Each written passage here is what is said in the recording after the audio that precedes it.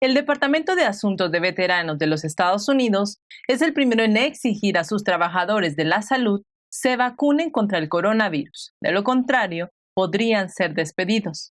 Esto aunque no exista ninguna ley que respalde el mandato. El expresidente Trump se presentó el sábado pasado en un rally en Arizona. Su discurso dio esperanza y fuerza a todos sus seguidores. Él asegura que los Estados Unidos están camino al comunismo. Por otro lado, en California, se presenta un crecimiento terrible en la criminalidad.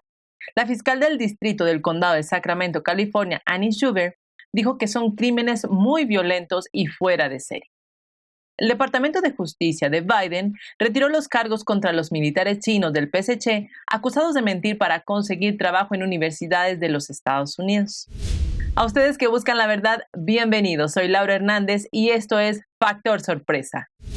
El Departamento de Asuntos de Veteranos de los Estados Unidos, VA por sus siglas en inglés, se convierte en la primera agencia federal que requiere que sus trabajadores de la salud se pongan la vacuna del COVID-19. El secretario del VA, Dennis McDonough, anunció el lunes que el departamento exige vacunas para todos los médicos, dentistas y enfermeras como un paso necesario para mantener seguro a los veteranos. Los empleados tendrán 8 semanas para vacunarse por completo. Si no lo hacen, podrían ser despedidos. El secretario señaló cómo decenas de grupos de médicos, incluida la Asociación Estadounidense de Hospitales, han expresado su apoyo a las empresas que exigen vacunas para todos los trabajadores de salud. También mencionó que 4 empleados no vacunados han muerto por el virus en las últimas semanas. Sin embargo, horas antes del anuncio de la VA, la secretaria de prensa de la Casa Blanca, Jen Psaki, dijo a los periodistas que la administración no había decidido si es legal exigir que los empleados federales reciban una vacuna COVID-19. De hecho, este ha sido el centro de la cuestión. La FDA no ha aprobado completamente ninguna vacuna contra el coronavirus. Solo se otorgó el uso de emergencia.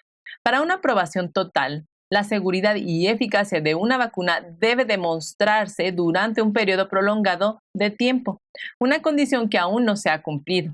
Entonces, ¿puede el gobierno obligar el uso de estas vacunas COVID autorizadas solo para uso de emergencia?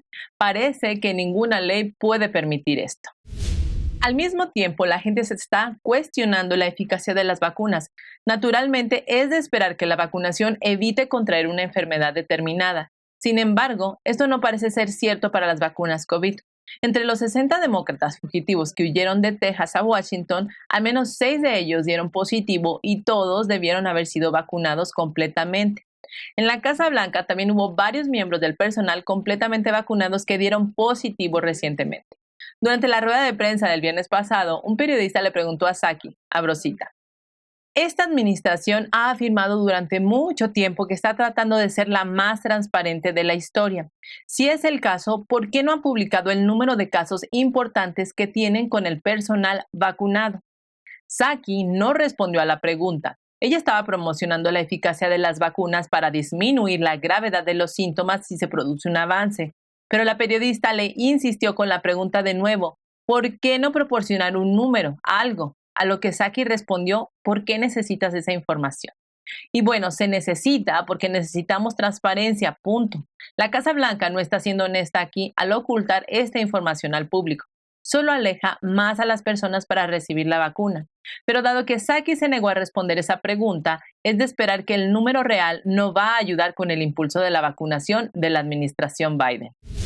Este sábado pasado, el expresidente Donald Trump se presentó en un evento por la integridad de las elecciones organizado por Turning Point Action, una organización política con sede en Phoenix que apoya las causas conservadoras. En un discurso que duró casi 2 horas, Trump provocó una gran emoción en todos sus seguidores, anunciando la reivindicación de la revisión de las elecciones del 2020. En Arizona, también habló sobre varios temas que afectan a los estadounidenses, tales como el aumento de la inmigración ilegal en la frontera con México, así como el aumento de la violencia en ciudades como Nueva York y Chicago. Sobre el tema del crimen dijo, abro cita, el crimen nunca había sido tan elevado como ahora. En Chicago disparan a cientos de personas cada fin de semana. En Afganistán saben que no hemos perdido un solo soldado en el último año y medio. En Chicago tienen 188 personas baleadas en un fin de semana. Muchos de ellos murieron. Eso es peor que una zona de guerra en cualquier parte del mundo. Trump también comentó cómo la mayoría de los medios importantes han omitido la información sobre las auditorías. Él dijo que los Estados Unidos se están convirtiendo en un país comunista. Dijo que está más allá del socialismo, ya que no se cuenta con prensa con quien hablar y que solo unos pocos medios de la televisión le han dado cobertura. Él dijo, abro cita, no tenemos prensa, no tenemos voz. Recordemos cómo el presidente Biden es el primer candidato demócrata en ganar en Arizona en casi 25 años, por menos de un punto porcentual.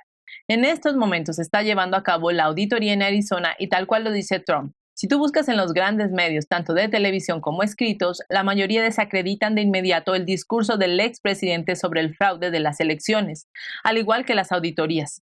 Un ejemplo es la auditoría de Arizona, que la llaman presunta auditoría, o como la CNN dice en una nota sobre el rally en Arizona, señala a Trump como un obsesionado con el tema del fraude electoral. Es una lástima encontrar cómo en su mayoría estos medios que tienen tanta influencia en los ciudadanos estadounidenses no informan de manera neutral sobre lo que está sucediendo con las auditorías y la sinfín de trabas que los demócratas han estado haciendo para llevar a cabo las mismas. El expresidente agradeció todos los esfuerzos para lograr la auditoría en Arizona. Él dijo, abro cita, estamos reunidos aquí en Phoenix para mostrar nuestro apoyo a la integridad electoral y a los valientes e inflexibles guerreros conservadores en el Senado del estado de Arizona. Gracias, han creado un movimiento en todo el país. Trump dijo que Estados Unidos está transitando un camino sombrío en estos momentos, diciendo que los Estados Unidos están siendo prisioneros de los demócratas, cuyos maníacos marxistas de la izquierda radical están destruyendo la seguridad fronteriza y desencadenando la inflación en la economía. Antes de continuar, no olvides presionar el botón de me gusta y suscribirte si aún no lo has hecho. Factor Sorpresa necesita de tu ayuda para llegar a más personas y así puedan recibir noticias verdaderas. También puedan recibir la información que la mayoría de los grandes medios no están dando. Comparte nuestros videos, esto ayuda a YouTube a que difunda nuestro contenido a más personas. Gracias por tu apoyo, continuamos. Y al respecto de lo que habló Trump sobre la ola violenta en el país, además del movimiento de desfinanciar a la policía, otra razón por la que los estados de los demócratas han visto un aumento en el crimen es porque los estados se están volviendo demasiado indulgentes con los criminales, y Washington, D.C. tampoco es una excepción. Después de un tiroteo en el popular distrito de restaurantes Logan Circle, en el centro de Washington, el jefe de la policía, Robert Conti, implicó que el sistema de justicia penal de la ciudad no está haciendo su trabajo para responsabilizar a los criminales. Según el jefe de la policía, los tribunales de la capital apenas están abiertos durante la pandemia y no pueden procesar a los delincuentes violentos. Muchos delincuentes de estos, que son arrestados desde el año pasado, ya no están en las cárceles, están de regreso en las comunidades. Definitivamente la policía en Estados Unidos está viviendo una verdadera crisis. Ya lo comentamos en un programa pasado.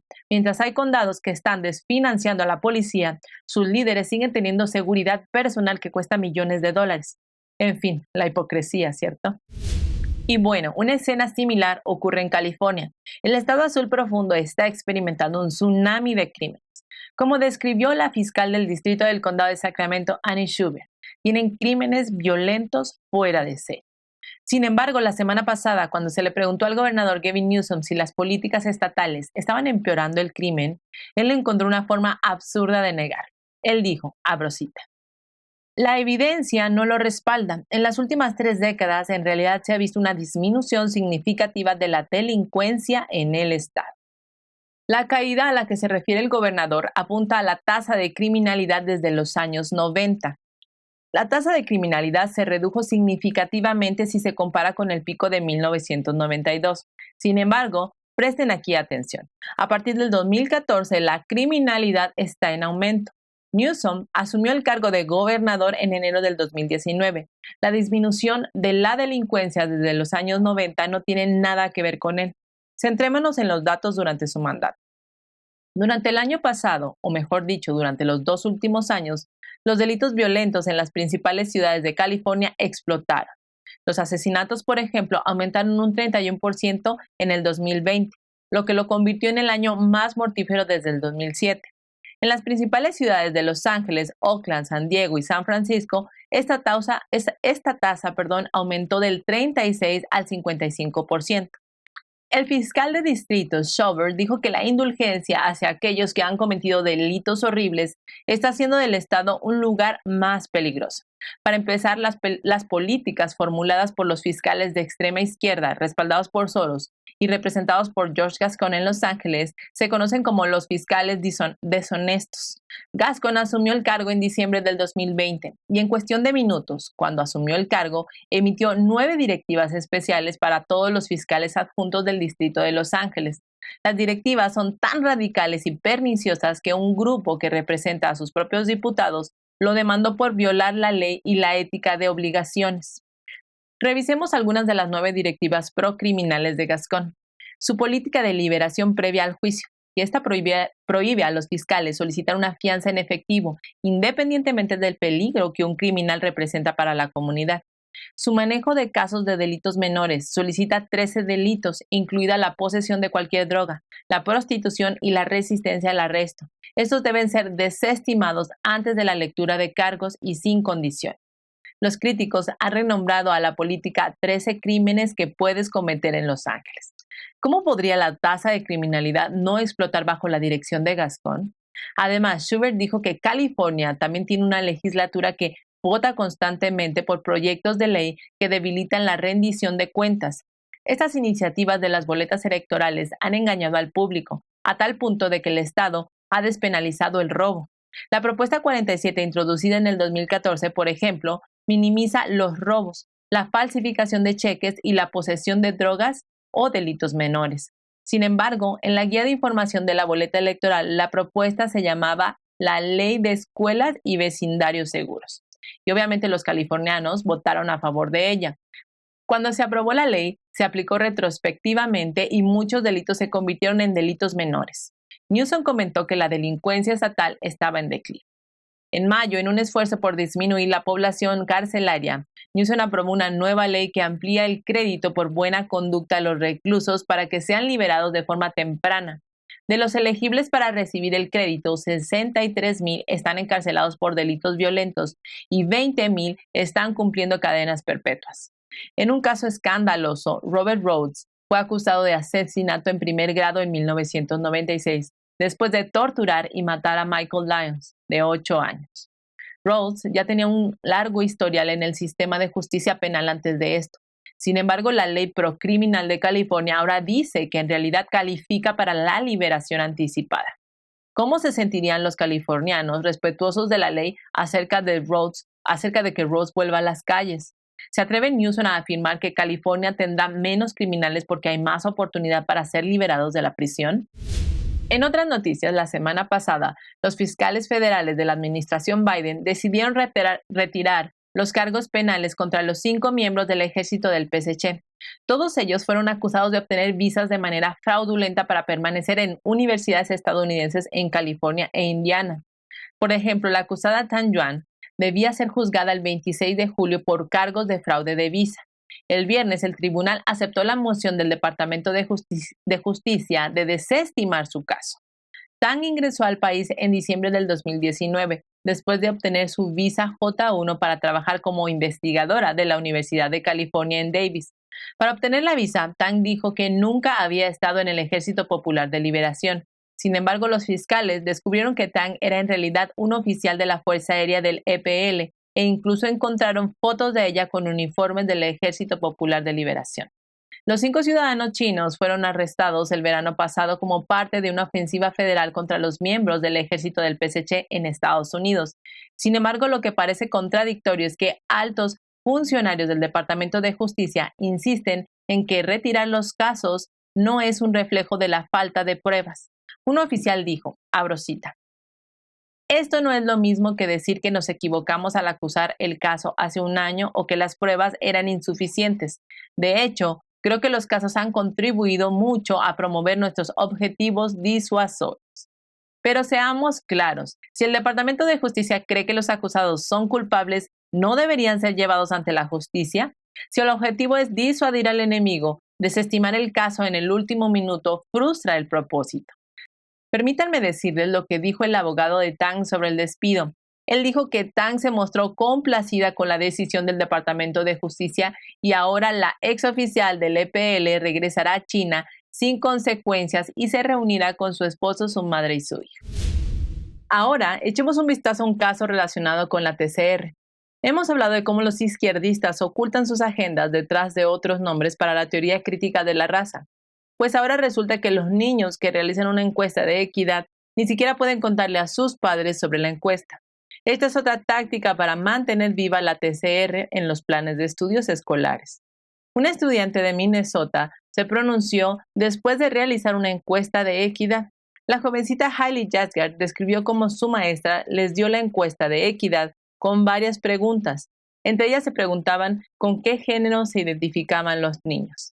Hailey comenta cómo uno de sus compañeros le preguntó a su maestra si su mamá podría explicarle la pregunta, pues aunque la maestra ya les había explicado, él no la entendía. Fue entonces cuando la maestra les prohibió repetir cualquiera de las preguntas a sus padres. Hailey le comentó a la junta escolar lo incómoda que esto la hizo sentir, ya que su mamá siempre le había dado la confianza de contarle todo, a la vez que su misma madre le había dicho que podría confiar en sus profesores. Sin embargo, esta cuestión de ocultar a sus padres las preguntas que estaban contestando la hizo sentir verdaderamente incómoda. La encuesta de equidad es parte de una evaluación de cómo los sistemas escolares de todo el país deberían enseñar temas relacionados con la sexualidad y la raza. El que un profesor prohíba a sus estudiantes compartir lo que se aprende en las aulas es totalmente incorrecto. Hasta cierto punto es un tipo de abuso, ya que enseñar a los pequeños a ocultar cosas de sus padres podría traer graves consecuencias. Estos profesores deberían ser sancionados por esas acciones de abuso hacia los menores. Ahora hablemos del condado de Williamson, en Tennessee, que el año pasado adoptó un nuevo plan de estudios llamado Ingenio y Sabiduría, donde introducían la TCR a los estudiantes del quinto grado. La legislación que prohíbe las enseñanzas de la TCR en las escuelas públicas entró en vigor en julio, pero el concepto ya está en todo el plan de estudios. Robinson Stillman, presidente del Moms for Liberty en el condado, dijo que parte del material de Wit and Wisdom es explícitamente TCR. El tema principal son las emociones. Stillman dijo que como el anti-iglesia, el anti-policía, el anti-bomberos, la antinarrativa de tradición, especialmente las partes con carga racial, despiertan muchísimas emociones en los niños. Los niños están constantemente mirando en los libros a rostros blancos y enojados. Es muy difícil encontrar una ilustración sonriente en cualquiera de estos libros, dijo Stillman. Los manuales de los maestros enfatizan el aprendizaje emocional a partir del jardín de infancia en lugar de aplicar métodos objetivos para analizar las cosas. El problema es que las emociones son personales, por lo que nunca se equivocan. Cuán engañosa y astuta se ha vuelto la izquierda para infiltrarse en el sistema educativo con sus ideologías divisivas y de odio. Para hacer retroceder, necesitamos encontrar formas de equipar a nuestros hijos con la capacidad de discernir lo correcto de lo incorrecto. Y bueno, con esta noticia llegamos al final del programa de hoy. Gracias por acompañarnos hasta aquí. Les invito a unirse a nuestra sala de chat en Telegram, así como seguirnos por YouMaker, una plataforma libre de censura. Sigamos en búsqueda de la verdad. Hasta la próxima.